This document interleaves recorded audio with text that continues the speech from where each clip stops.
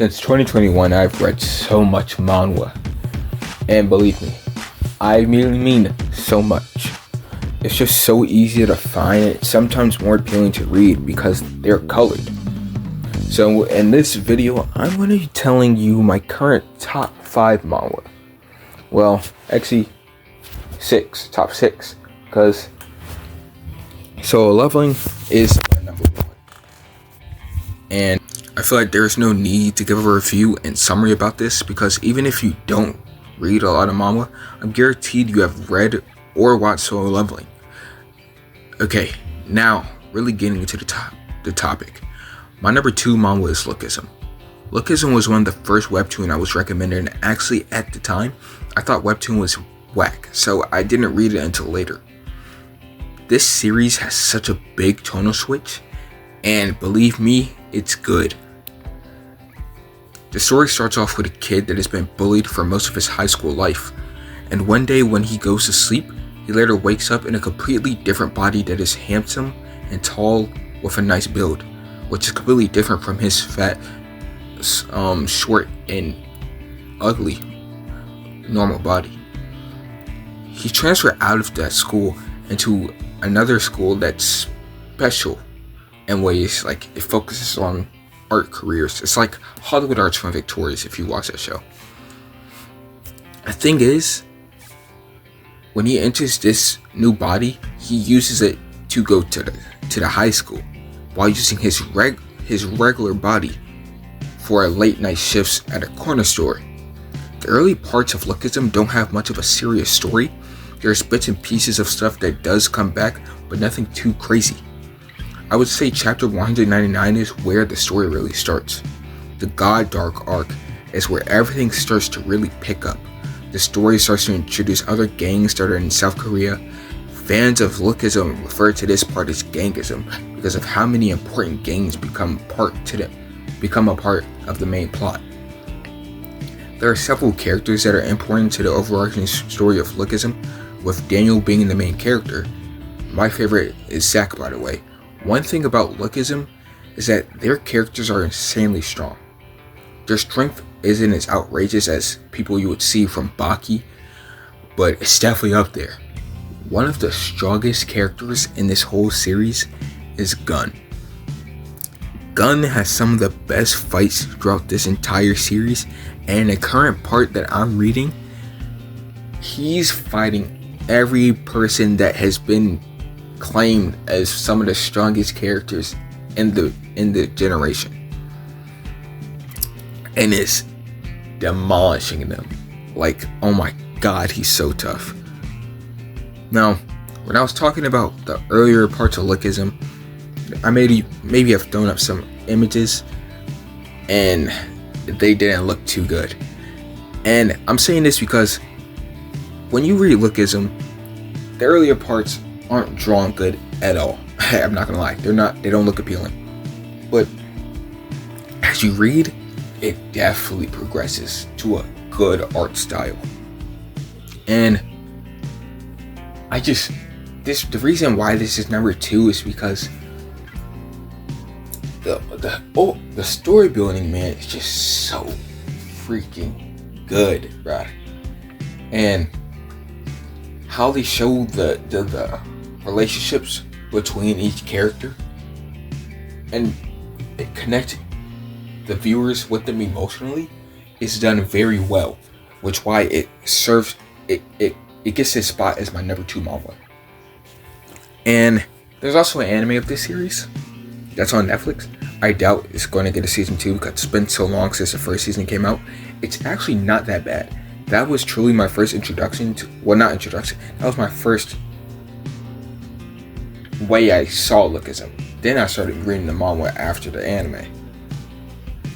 But if you want to watch it, I mean, it's not horrible, but it definitely doesn't, since it's only season 1, it doesn't contain the parts that I would say Lookism is my favorite for.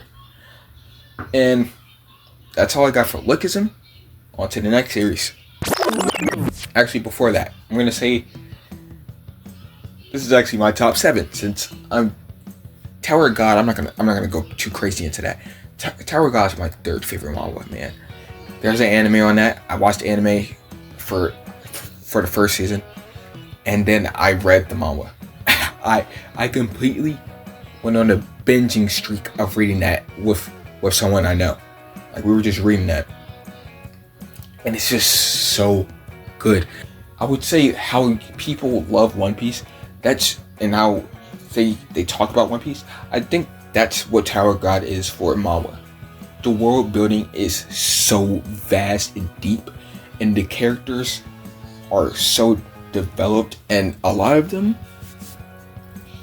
are just very, very good characters to be emotionally entangled with, because their stories are nice. Now, I would say some of their characters, like in the later parts, because they add a lot of characters, like One Piece, but I hear that One Piece don't drop characters sometimes. But like in Tower of God, it would introduce characters. You'll stay with those characters for a little bit, but then they'll like go to a different group of characters. But those characters will eventually come back into the series. But yeah, Tower of God has great art. You know what I mean? That another series that gets great, like almost all these series I have on these have great art development. Tower of God did not look so good at all in the beginning, but it ended up looking beautiful, man. Right now it's just so good. But yeah, that's my number 3. I'm not gonna go too crazy on that. I'm not gonna give you a detailed review summary about that. On to number 4. Yeah.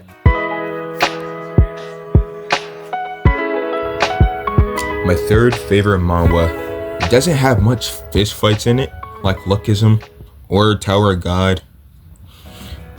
And it's because it's a sports webtoon. Windbreaker is one of the best manhwas I've read. You know, I'm not gonna lie, I might have to switch it. Windbreaker might be my, I might have to put it with Tower of God. Just because, pure enjoyment I get when I read this is higher for me with Tower of God. It's such a great series. But this series is about a guy named J-Joe, who is the class president. He gets great grades in school. He has high expectations on him from his parents to be a doctor. And the one thing that takes away the stress and just makes him feel free is bicycling. And that's because it connects him with his uncle Mahone, who passed away. And he ends up meeting this guy named Minu, who introduces him to other people that are also who also like cycling. And this spirals down into a great friendship between the characters that form this bicycling team to enter a race, to enter a street race. And each street race is so entertaining. But that's not just what's the only thing that's good about Windbreaker. The freaking romance. I'm a guy that loves romance. If you saw my horror media video, I'm a guy that likes romance now. But Windbreaker delivers that. Nothing feels forced to me. Nothing feels like this character is being pushed onto this character with no background in between, no history for them to have this sort of relationship towards each other. And I would say each character has great development in the main cast. There isn't. There actually isn't a single character that gets left out and doesn't have a great enhancement to their biking skills, which is the main part of a big part of this is just biking. Each character grows in their biking skills. The characters that's in this series is, like I said, J-Joe, the main character. Then there's Minu, the rich kid, and Dom, he's also rich, but his dad's a gangster. He's the guy that he actually didn't even like biking. Dom didn't like biking at all, but when he got around these characters, he started picking up the hobby and learned to love it too. Then there's June, who's the oldest out of everybody, and he was part of this group with Minu before they deconstructed it and got Hummingbird. It was Minu, June, and Vinny. And now Vinny is one of the best characters in this entire series. His backstory, his character development, his style, his character design, everything about Vinny is just great. And if you read this series, you're just gonna want everything good for Vinny. Like, it's so hard. And like I said, how he has a good style, that's not just him. Every character in this series puts it on. I'm talking about they have the best drip in probably Manhwa history, bro. Between Lookism and Windbreaker, I would say Windbreaker takes the cake for characters being dripped out. They wear clothes from Stussy, Louis Vuitton, Balenciaga, Fendi. They be putting it on. And a cool thing that I liked that that the author Joe Youngsuk did was have J-Jo wear a lot of Nike and have that contrast with Vinny, for Vinny to wear straight Adidas for most of his early Windbreaker appearances. But now like the Vinny's character, where he's at now, Vinny's just wearing high fashion brands. And if you read this series, there's going to be characters that you just don't like, and the main one will be J-Jo's mom. She sucks. Oh my gosh, she sucks. But Windbreaker is just a great series of, if you have nothing to read, this will truly cure your boredom or from just life in general. Like I said, it doesn't have as much fistfights, and I said that because they do be boxing sometimes, they do be throwing hands, but it's like, oh my god, it's everything you want from sports, bro. Unlike the previous 3 series I talked about, this doesn't have an anime. Like, when Windbreaker first got announced, when I saw that Windbreaker was getting an anime, I was so excited, and to realize that it was of a manga, I was extremely pissed, bro. I was so heated. But that's all I have to say for this. On to the next series. My number 6 favorite manga, Hardcore Loving Warrior. Now, a lot of you probably have never heard of Hardcore Loving Warrior, but this was actually like the second manga I've ever read, or maybe the first. I don't know if I read this before Solo Leveling or after Solo Leveling, but this was also a manga recommended to me at the time. Lucas was recommended, and I love it, bro. Like, this is everything SAO could have been, for real. It truly, that's how I feel. It's about this guy named Ethan, right? And in this world of Korea, there's this very popular game called Lucid Adventures. And to play that game, you have to fall asleep and you get transported consciously into this MMO RPG world. And in this game, he is the #1 player called Hardcore Leveling Warrior. The craziest thing happens in chapter 1. It's not that bad of a spoil, but I guess skip if you don't want this to be spoiled. He dies. And when you die in this game, your whole character is reset. In terms of stats, equipment, everything. Everything is reset. And oh my god, the story is so freaking good, bro. It's there's this group of people, right? And they're like the top guild in all of Lucid Adventure. But they're also corrupt, right? So they do bad stuff all the time. And this is inside of the game, but they're also like just people plotting on the business that owns Lucid Adventure outside of the game world as well. So that's crazy because they have to stop them from outside the game world so they don't like do bad stuff, right? And something that's also crazy is Ethan Gong. He's in crazy debt. Is that his last name? I'm going off no script here, but like Ethan, he's in crazy debt, right? And he can't pay back any of the money he's getting. He goes, bro. He gets trapped in this place by another character that's important in season 1, and he's like stuck there for like most of the season, bro. And oh my god, it's like they try to get him out. And my favorite character in this whole series is Dark, and then there's Sora, who's also part of the main trio. She becomes insanely broken too in season 2, but she was also pretty busted towards the end of season 1. And it's crazy because her abilities is like surrounded by food, and the way they use that is so freaking cool.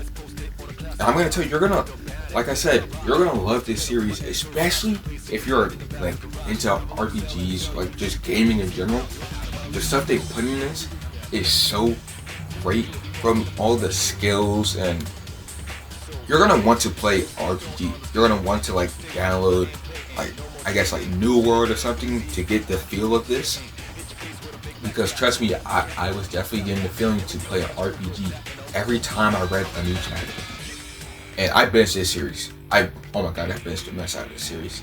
And right now, they're the main series ended, but now it's in another series, and it's so good. There's also a prequel to this series called X and Ash, and it's not any less better than this. They're so good as well. But you know, I love art, so I gotta talk about the art of Hardcore 11 Warrior. The art is mwah. In the beginning, like unlike the other ones, this starts off looking good too. But the progression that Sehun Kim does with this artwork, oh my gosh. Oh my god. And definitely in Earth Game right now, he's like at his top tier. So every single chapter has beautiful work for fights and just like shock moments in general. And the fights in this manhwa, peak. Okay, peak might be crazy, but like that's like saying like I'm letting you know it's up there, bro. The fights are insanely top tier. From the skill usage between the fights and how Ethan thinks. So I'm gonna tell you about Ethan's character. So Ethan, his class is the Gambler, and in Lucid Adventure, no one has the Gambler. Like Gambler is such a rare class to choose because like it's based off straight luck, right? But yeah, you know, it's a great manhwa. Even though it's my number 5, it's still truly good. It's so good. Now, I'm gonna get into my honorable mentions. So I'm not gonna go crazy into detail on these, but like these are the ones that I truly love. It might not be like in my top 10, but I might just like throw them out there because they don't get enough representation, not enough reads as they should. But this one definitely gets reads. The Boxer. Yo, The Boxer is so fire. Read that. It's a sports manhwa, of course. That's why it's called The Boxer. But it also has nice character growth and goes into like human psychology basically. Then there's The Beginning After the End, another one that I truly don't have to like gas up much because people know beginning after end. If you watch Mushoku Tensei, you'll love beginning after the end. It's truly better than Mushoku Tensei because like the main character is not a freaking pedo. But yeah. It's also getting an anime. We have no faith in that anime. The studio did, oh my god, it's such a bad studio. They truly got hoed. But third honorable mention will be Unholy Blood. Now this is one I know people don't know. Like, Unholy Blood is so freaking good. It's a vampire manga, and the art off rip is what caught me. But it's not a long story either, so it tells a nice cohesive story and like a little over 100 episodes or chapters.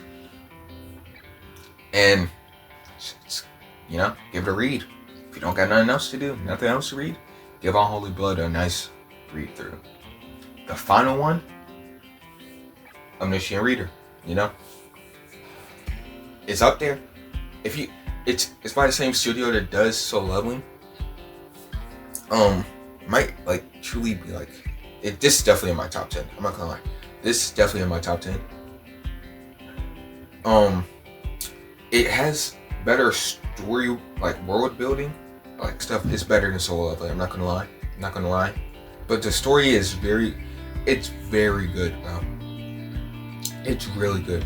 Each chapter just adds more to the plot, and it doesn't waste a single chapter. And the main story is about this guy named Dokja, who is reading this series, and later through the series, he becomes the only person that keeps up with it. And the world he lives in, which is just Earth, turns into the story. And I got nothing more to say to that, but like that's tough, right? Give it a read if you haven't. I'm surprised if you haven't, but like give it a read. I have to say one more honorable mention. It would have to be, okay, I'm just gonna throw this out there. It's not in my top 10 at all. It might be in my, I don't know, it might be in my top 20. Might be. It's called No Scope. I'm gonna lie, No Scope. Just read No Scope. That's all I got. It's about these people that's gaming. It's no isekai. It's like real world esports. Just read it. That's all I gotta say. But yeah, that's all I got for this video. I'm not sponsored or anything, but like, if you want to, Webtoon. But yeah, I hope you like this. I hope you got some good recommendations. I hope you didn't read every series, but even if you did, tell me how much you love it. But that's all I got. And to the next video, peace.